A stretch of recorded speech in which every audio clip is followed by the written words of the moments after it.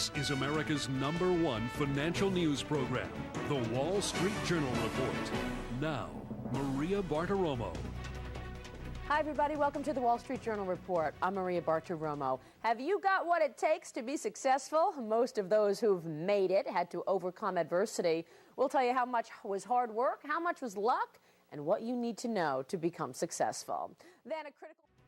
So what does it take to be amazing and make it big like the Donald? Bill Boggs knows. Bill asked dozens of the nation's most successful people how they made it big, how they overcame obstacles, and then he laid it all out in his new book. The one-of-a-kind book entitled Got What It Takes? Emmy Award-winning talk show host Bill Boggs joins me now in the studio. Bill, great to see you. It's a pleasure to be here. Congratulations on the book. Thank you. First off, I would say, in the interest of full disclosure, you interviewed me for the book. You're one of the 44 people in the book, and why not? I love talking to you about the book. So tell me, you've interviewed so many people in this book. Did you come out with one sort of magic bullet? What is it that helps a person get to the top? Well, I would say one of the things, and one of the things the book can also teach people, is that attitude is a matter of choice. But one of the things I saw is that people had a sense of self-belief that enabled them to prevail, whether times for them were good or bad.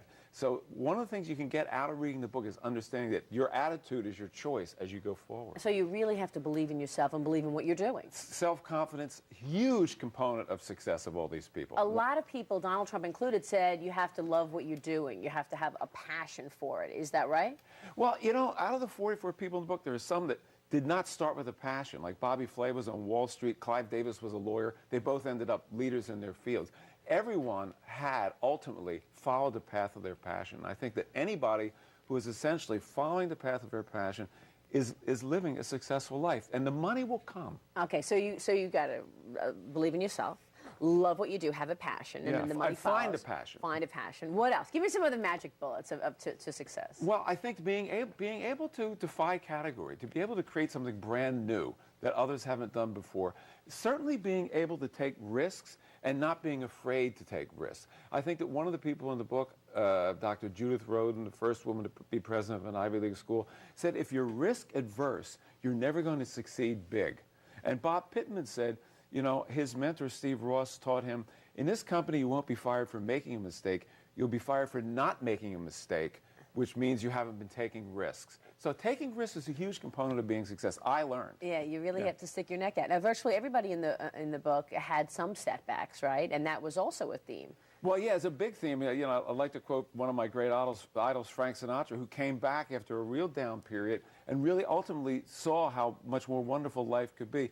All the folks in the book had down periods, and I think when coming up, had a greater sense of appreciating their success and maybe working harder. Maybe working harder because they knew when they were down, it took more to stay up. So you learn when you're down and out, sort of what it really takes. Joe Torre was also quoted, I think, on that subject. Yeah, well, right? Joe Torre was fired from 3 jobs. Interesting story. And the book is filled with stories, basically. Fired from 3 jobs. Going into the interview with the Yankees, he said, you know, maybe I got to change my approach. The day before the interview, he's doing weightlifting, picks up a self-help book and sees a line, if you believe in what you're doing, don't change it. Goes in and says to the Yankees, I believe in my method. You hire me. I'm going to do what I've always done, but I think I'll succeed here. And look what happened to Joe. He certainly succeeded. Now, when we're talking about love what you do, have a passion, Jeff Zucker said that he loves what he does, right? That was one of the people you quoted on that. Zucker is interesting because he said a couple interesting things. First, Jeff Zucker said, I think sleep is greatly overrated. I only sleep 4 hours a night. And in terms of following passion, Zucker said, don't go for the money. If you're just setting out to make a lot of money, you're not going to love what you do necessarily, and you're going to make mistakes. Whereas others in the book, like Diane von Furstenberg and Frederick Fekkai, set out to make the big bucks. And Fekkai said a great thing. He said, because I was so ambitious to make money, I became talented. I love that quote. I think what I said to you was that there are no shortcuts, and it's really about hard work and stamina and sort of keeping at it. Absolutely, keeping at it. You know, in this Got What It Takes book, it's essentially what I called practical learned wisdom. I distilled 2,000 pages of transcripts into all this material that I think can help people with their lives. It's a really great way, the way you put it together. What was more important to success, being smart or being lucky? How about lucky? Yes. Luck has something to do with it. Well, you know, luck favors a prepared mind. Clive Davis made a sense. Yes, luck is very important, but you have to be ready for it. I say, yes, somebody puts luck, you're lucky enough to be standing at the plate, you have to know how to swing the bat. So my answer to that is, It's got to be a combination. You're going to have lucky opportunities, but if you're not ready and smart enough to take advantage of them, bye. My thanks to Bill Boggs, author of Got What It Takes. Good to have you, Bill. Coming up, Going Green, we'll tell you how saving the planet may start with one small town. Stay with us. Back in a moment.